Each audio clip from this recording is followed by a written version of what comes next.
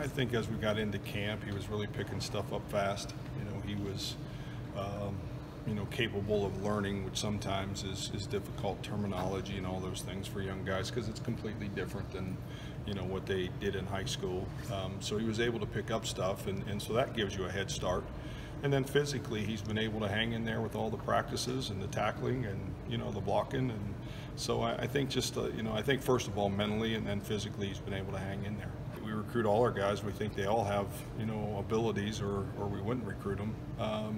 So I think he was a guy that, we had seen live play.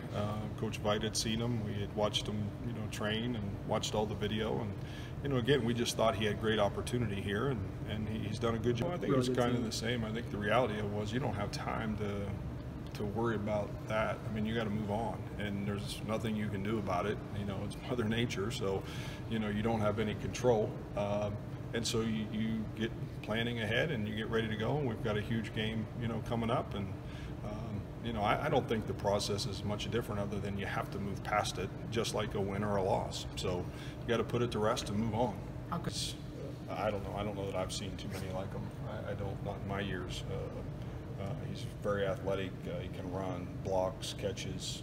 They use him all over the field, which presents problems. So he's a very talented guy that have really, stepped up and they deliver the ball to different people, and, they don't let you gang up on him all the time.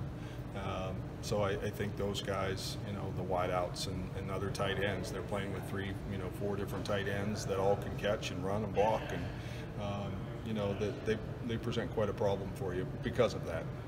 I think our guys really started to play fast. And I think it was because what we were doing was much simpler.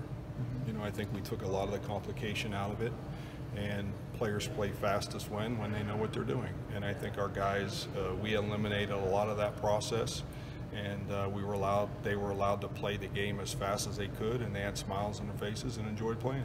Those, they've had tremendous success consistently, and that's just the way it is. And if you want to do that, you have to sustain success too, and that means you have to work hard every day in the process and do all of those things, and then you earn the right to go compete in those games, and then you earn the right to go play well in those games and work to have success. So I think, I had been there before, so I knew what it was like. Been there a few times, and it's a great environment if you love to compete and love the game, and now you have to learn how to handle it, and we'll go see how we do. I think that's the secret. Try to take the complex to make it really simple. So we're still trying to do that. This offense presents a whole different problem than last week's offense, and yet we're still trying to do what we do, because here on down the road, we play who we play. So I think we're just trying to do what we do and make it fit and allow our players to go play as fast as they can and not have to think about what's going on, not be confused. Those guys, they're going to have to hold, their gaps and in the front of the line and all that.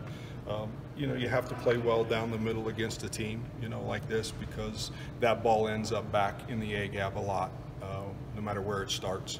And they do a tremendous job of it, and they're veterans at it and experienced at it. So, he's a huge factor, as well as the rest of the other, 3-4 defensive linemen. I don't think Jaquan's ever subdued, but I think Jaquan's heart's about as big as all of us put together, and I think that's the blessing that we all have. And we're all different, we all come from different places, and he is a little bit of a free spirit, but he's also got a heart that's as big as his body. So I think that's the blessing that we have.